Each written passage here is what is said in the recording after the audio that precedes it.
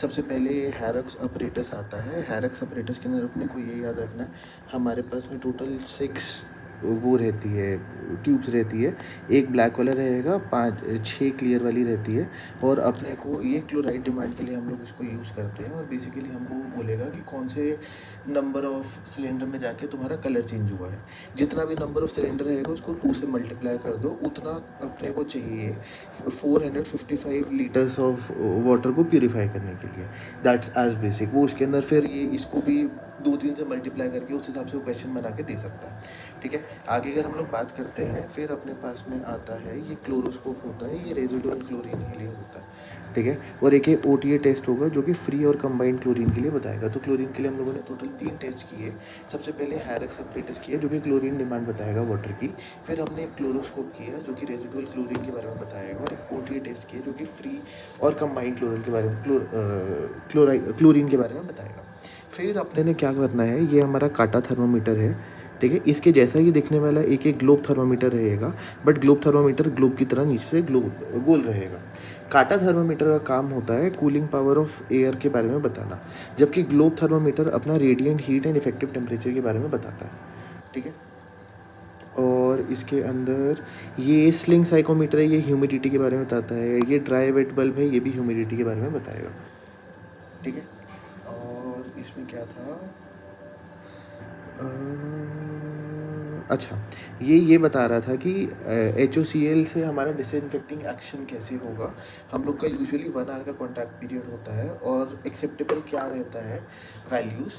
तो drinking water में it's around 0.5 ppm, post disaster 0.7 होता है, स्विमिंग पूल में 1 ppm होता है, और साइक्लोप्स 2 ppm के नीचे नहीं मतलब ऊपर नहीं मिलेंगे। प्रोबेबली ऐसे कुछ था जितना हमको याद है। अब हम वाटर के कंटामिनेशन के ऊपर आते हैं। वाटर की कंटामिनेशन में अपने को ये याद रखना है, best to confirm faecal contamination E coli होता है। ठीक है, रीसेंट कंटामिनेशन में हम लोग फीकल स्ट्रेप्टोकोकस देख सकते हैं। ठीक है, पुरानी कंटामिनेशन में हम लोग क्लोस्ट्रीडियम परफेरेंस देख सकते हैं। ठीक है, और एक इजिक्मेंट टेस्ट होता है, ये ई कोलाई के लिए ही होता है। ठीक है, वाटर की हार्डनेस देखने के लिए अपने को टेम्परेरी हार्डनेस देखनी है तो हम लोग कैल्शियम एंड मैग्नीशियम बाइकार्बोनेट से देख सकते हैं। ठीक है, परमानेंट हार्डनेस अपना soft sulphate, chloride, nitrates and phosphates लेके आता है। और रिमूवल के लिए हमारे पास में परम्यूटेड मेथड आता है। और तो इसके अंदर कुछ नहीं है। ठीक है, अब कुछ डिजीज़ेज़ होती है, वाटर बॉर्न डिजीज़ेज़ क्या होंगी, जो कि अपना फीको ओरल एरिया से मतलब फीको ओरियल रूट से अपना फैलेगी। लाइक हमारा हेपेटाइटिस हो गया है, टाइफाइड हो गया है। ठीक है, वाटर बेस्ड क्या होता है, वाटर बेस्ड मतलब अपना शिस्टोसोमा इन्फेक्शन हो गया, ट्रैकिनक्यूलस हो गया। वाटर वॉश्ड अपने को पता है trachoma and scabies, and water related हो जाएगा वेक्टर बॉर्न। ठीक है, आगे अगर हम लोग चलते हैं, फिर WHO के हिसाब से एक्सेप्टेबल ड्रिंकिंग वाटर क्या रहेगा, जिसकी टर्बिडिटी लेस देन 5 हो, कलर लेस देन 15 हो, TDS 300 के नीचे हो। ठीक है, और उसमें नाइट्रेट्स 45 के नीचे हो। ठीक है, मोस्ट अनडिजायरेबल मेटल रहेगा लेड, जिससे लेड पॉइजनिंग भी हो सकती है। ठीक है, this is about the water. फिर आगे अगर हम लोग चलते हैं, फिर अपने पास में ये एयर क्वालिटी इंडेक्स आता है। एयर क्वालिटी इंडेक्स कहीं की अगर 50 तक है तो वो गुड है, अप टू 100 सेटिस्फैक्ट्री होती है, 100 to 200 हमारी मॉडरेट हो जाती है, 200 to 300 पुअर हो जाती है, 300 to 400 very poor, and 400 to 500 very severely poor हो जाएगी। और अपने को इसके अंदर कुछ नहीं करना है। मैकेनिकल वेंटिलेशन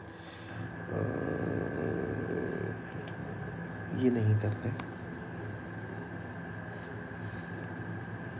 अच्छा, air pollution indicator, industrial air pollution के लिए हमारे पास में सल्फर डाइऑक्साइड होता है। ठीक है, सेकेंडरी पोल्यूटेंट हमारा ग्राउंड लेवल ओजोन हो सकता है। बायोलॉजिकल इंडिकेटर अपने को पता लाइकन प्लेनस होता है। स्मोकिंग इंडेक्स के लिए हम लोग स्मोक देखेंगे। ग्रिट इंडेक्स के लिए ग्रिट, डस्ट के लिए यूज़ होता है तो डस्ट आ जाएगा। Green house effect maximum water vapour के लिए होता है, मतलब वाटर वेपर कॉज करते हैं as compare to carbon dioxide. ठीक है, अब ये घर के लिए था कि घर में ये डोर्स और विंडो जो रहेगा वो फ्लोर स्पेस का 2/5 होना चाहिए। हर इंसान के लिए एटलीस्ट 70 स्क्वायर फीट की जगह होनी चाहिए घर के अंदर। ठीक है, ओवर क्राउडिंग हम लोग कब बोलते हैं, जब दो लोग जिनकी उम्र 9 साल से ज़्यादा है, ऑपोजिट जेंडर के, एक ही रूम शेयर कर रहे होते हैं, जो कि हस्बैंड एंड वाइफ नहीं हो, ब्रदर एंड सिस्टर भी हो सकते हैं। अगर वो सेम रूम शेयर कर रहे हैं आफ्टर 9 ईयर्स ऑफ एज, तो उसको हम लोग बोलते हैं ओवर क्राउडिंग। ठीक है, लास्ट इसके अंदर हम लोग मेथड्स ऑफ डिस्पोजल भी कर लेते हैं, फिर हमारा एनवायरनमेंट वाला पार्ट कंप्लीट हो जाएगा। मेथड्स ऑफ डिस्पोजल में हमारे पास में क्या होता है, सबसे वर्स्ट रहेगा डंपिंग।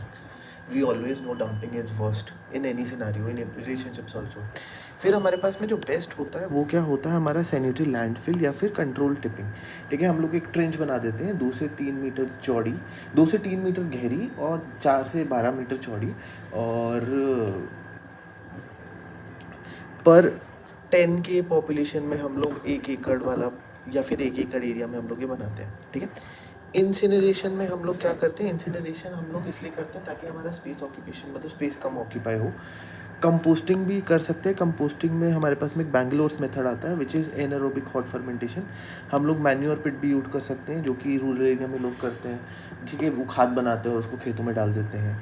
बरियल मेथड हम लोग यूजुअली कैंपिंग में यूज़ करते हैं। ठीक है, फिर हमारे पास में आ जाएगा सीवेज के लिए। सीवेज में हमारे पास में 2 डिमांड्स आती है, एक बायोलॉजिकल ऑक्सीजन डिमांड, एक chemical oxygen demand. What is biological oxygen demand? Biological oxygen demand is the aerobic destruction of the organic matter. Normally it is 100 to 300 milligram पर लीटर। ठीक है, इट इज़ दी, और chemical oxygen मतलब जो chemical oxidation के लिए हम लोग को चाहिए होगा, ये इसका हम लोग पोटेशियम डाइक्रोमेट से हम इसको मेजर करते हैं। और suspended solids normally 100 to 500 mg पर लीटर के हिसाब से होते हैं।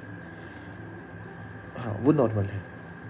ठीक है, सीवेज ट्रीटमेंट प्लांट के अंदर हमारे पास में एक प्राइमरी ट्रीटमेंट आता है, एक सेकेंडरी ट्रीटमेंट आता है।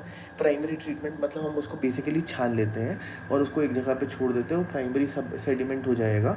तो जो हमारा सेकेंडरी, जो प्राइमरी सुपर नेटेंट होगा, उसको हम लोग सेकेंडरी ट्रीटमेंट के लिए लेके जाएंगे, जिसके अंदर हमारे पास में एक ट्रिकलिंग फिल्टर भी आता है।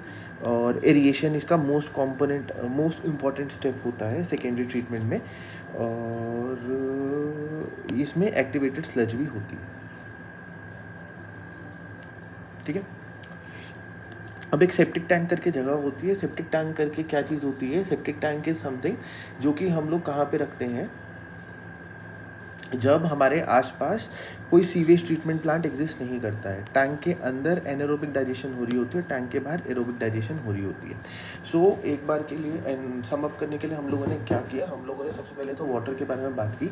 वाटर के अंदर हम लोगों ने उसकी क्लोरीन डिमांड के लिए हम लोगों ने हैरोक्स अपरेटस को यूज़ किया है। रेजिडुअल क्लोरीन के लिए हम लोगों ने क्लोरोस्कोप को यूज़ किया है। और OT टेस्ट दोनों चीज़ें बता सकता है। ऑर्थोटोल्यूडीन टेस्ट, एसिड टेस्ट। ठीक है, काटा थर्मोमीटर एयर की कूलिंग पावर के बारे में बताएगा। ग्लोब और बल्ब थर्मोमीटर हमारी रेडिएशन हीट के बारे में बताएगा। ड्राई एंड वेट बल्ब और स्लिंग साइकोमीटर तुम्हारा ह्यूमिडिटी के बारे में बताएगा। ठीक है, फिर हमने यहाँ पे तुमको बताया ये एयर वेलोसिटी के लिए था एनीमोमीटर। फिर बायोलॉजिकल इंडिकेटर ऑफ वाटर क्या क्या रहेगा, बैक्टीरियोलॉजिकल इंडिकेटर बेस्ट हमने तुमको बोल दिया था कि अपना फीकल कंटामिनेशन के लिए ई कोलाई होता है, रिसेंट के लिए हम लोग स्ट्रेप देखते हैं, रिमोट के लिए हम लोग परफ्यूजन्स देखेंगे, और लास्ट हम लोग हार्डनेस ऑफ वाटर के लिए प्राइमरी हमारा कैल्शियम एंड मैग्नीशियम बाइकार्बोनेट, बाकी जो भी सल्फेट, क्लोराइड, नाइट्रेट और फॉस्फेट्स रहेगा वो परमानेंट हार्डनेस के लिए होता है।